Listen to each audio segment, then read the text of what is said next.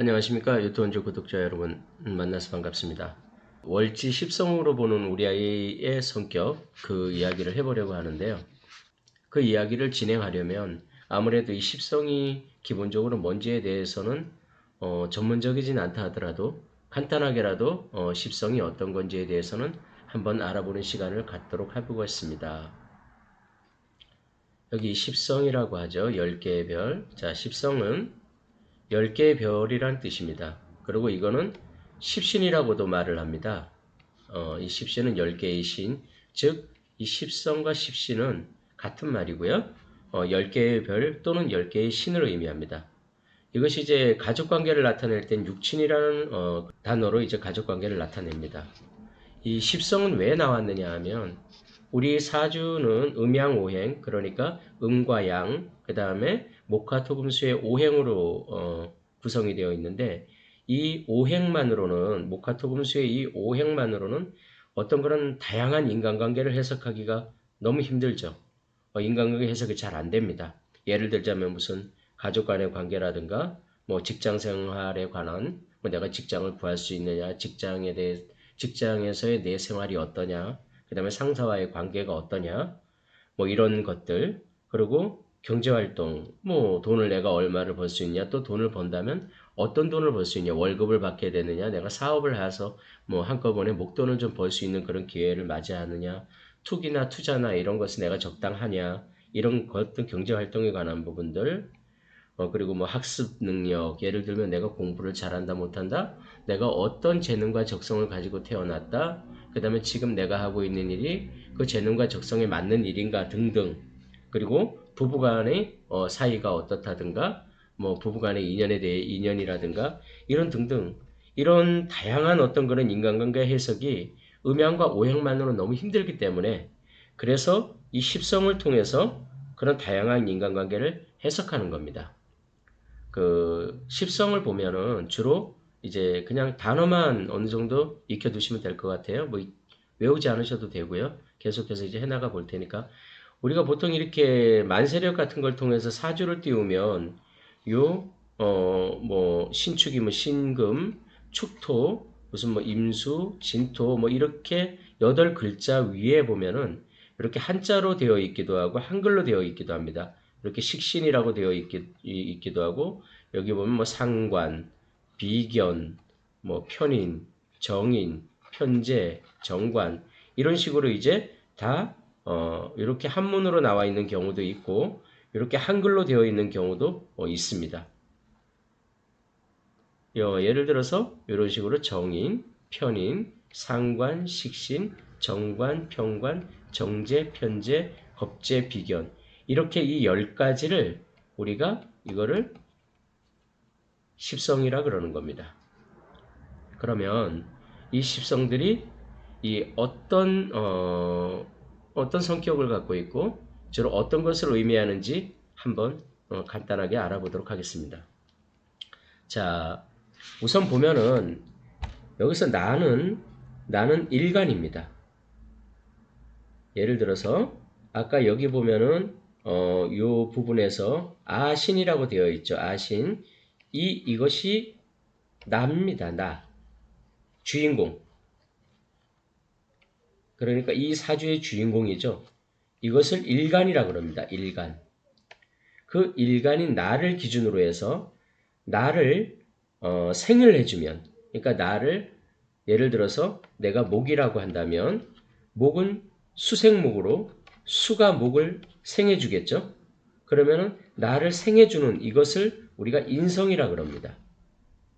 그리고 내가 또 생해주는 것이 있어. 예를 들어서 내가 목일 경우 내가 목생화, 내가 나무로서 불을 이렇게 불을 떼주는 그런 내가 목이 화를 생조를 해주는 생을 해줄 때 이 생을 해주는 대상을 식상이라 그럽니다. 그리고 나를 극을 해오는 것. 예를 들어서 내가 목일 경우 예를 들어서 금극목으로 이쪽에서 금으로 나를 극을 해오죠. 금극목. 금이 도끼 같은 걸로 나무를 자르죠. 이렇게 장작을 패고 이럴 수 있고, 아니면 칼 같은 걸로 무엇인가 뭐 잔가지 같은 걸 가위로 잘라버린다든가 이렇게 나를 극혀오는 것을 관성이라 그럽니다. 그리고 내가 또 극을 하는 게 있어요. 예를 들면은 내가 목일 경우는 내가 토를 극을 하죠. 목극토. 예를 들면 나무가 이 목이 나무를 상징한다면 이 나무의 뿌리가 흙을 파고 들어가죠. 그래서 흙 입장에서 보면 자기가 극을 받는 거예요. 그래서 내가 극을 하는 대상을 우리가 재성이라 그럽니다. 그리고 이 나와 동일한 예를 들어 내가 목일 때 똑같이 목일 때 이럴 때는 이것이 바로 비겁이라 이것을 비겁이라 부릅니다. 내가 신금일 때 똑같은 신금 이거를 이제 비견이라 그러죠. 자 그리고 예를 들어서 경금일 때는 겁재라고 하고 이런 식으로 이것을 비견과 겁재 즉 비겁이라고 부릅니다. 나와 동일한 것 오행이 그러니까 목화토금수 중에서 목화토금수가 나와 동일한 것. 자 그런데 이렇게만 보면 하나, 둘, 셋, 넷, 5개잖아요. 그럼 이거 십성이 아니죠. 자, 그래서 다시 여기서 또 약간 세분화가 됩니다. 어떻게 세분화가 되느냐 하면 여기서 이 인성 중에서도 나와 음양이 그러니까 예를 들어서 내가 갑이라는 목일 때 갑은 양이에요.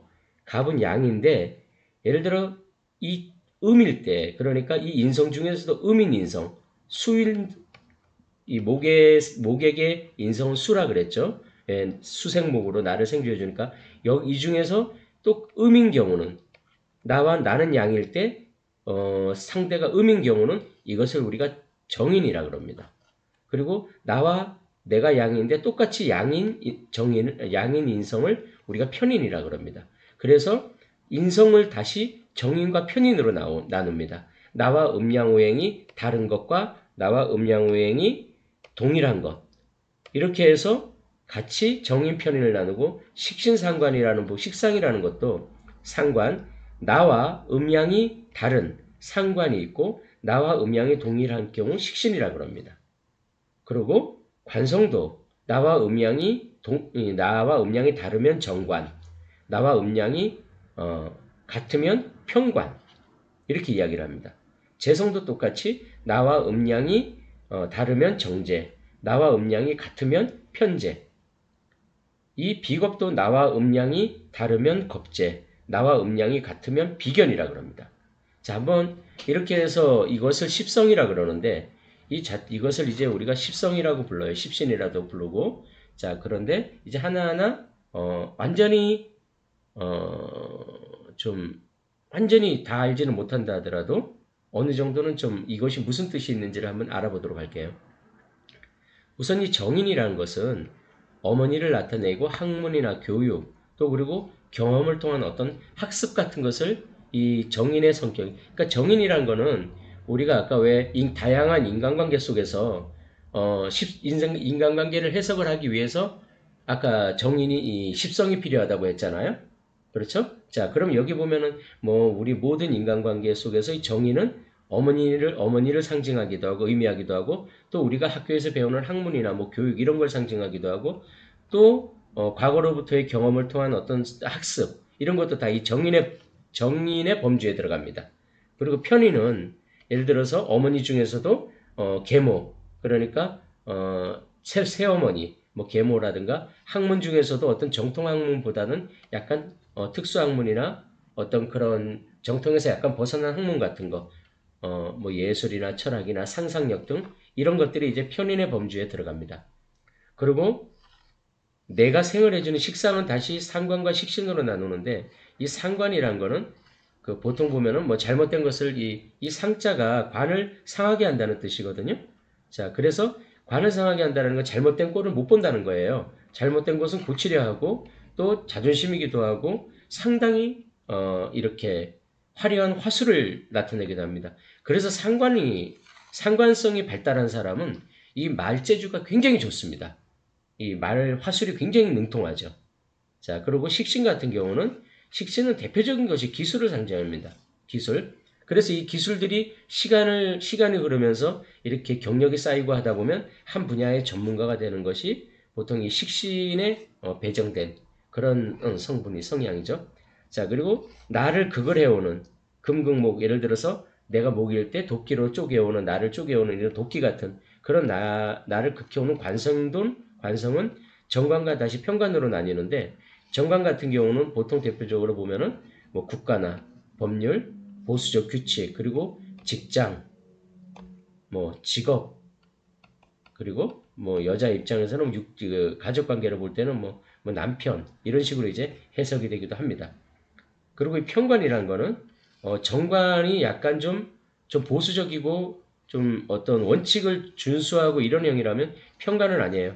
편관은 뭐 군인이나 경찰이나 아니면은 이렇게 뭐 검찰이나 이런 것처럼 막강한 어떤 권력이라든가 생사 여탈권을 준다거나 어떤 이런 강력한 힘을 상징하기도 하고 또 고난의 인생에 있어서 고난을 상징하기도 합니다. 그리고 이런 것은 또 상명하복, 명령하면 따라야 하고 이런 어떤 좀 약간 수직적인 체계 이런 것이 이 편관에 배속된 겁니다.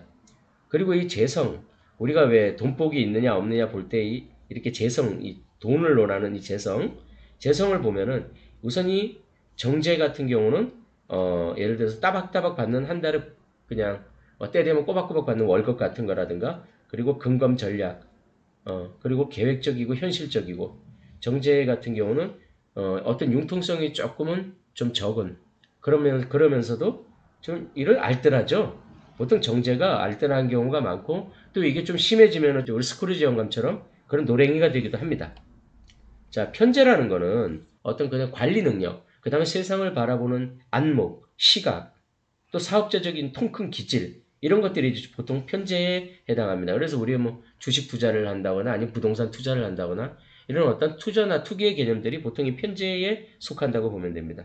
그리고 나와 동일한 오행인 이 비겁 중에서도 겁재는 보통 보면 어떤 경쟁 심리, 그리고 굉장히 고집, 그 다음에 뭐 질투, 아주 충동적인 그런 것들. 겁재는 글자 그대로 재물을 잃어버린다는 거예요. 재물을 뺏긴다. 어떤 강탈당하고 뺏기고 잃어버리고 또 내가 낭비하고 이런 것이 겁재의 그런 특화된 그런 내용이죠.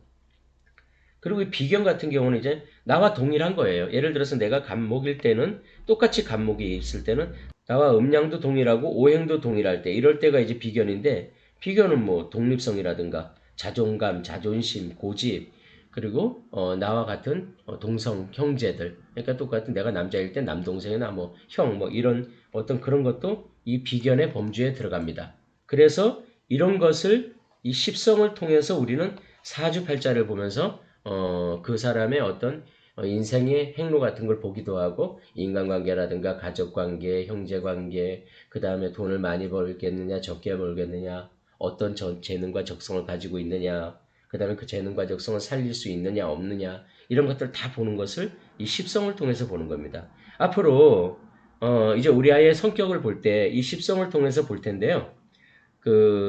이제 이 영상을 한번, 십성 교육을, 십성에 대한 그런 내용을 보시다가 조금 이해가 잘 안 간다 그러면 다시 이 영상을 다시 한번 되돌려 보시면은 아마도 이해도가 좀 높아질 것 같습니다.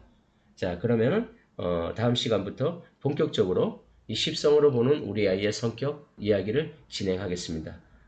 들어주셔서 감사합니다.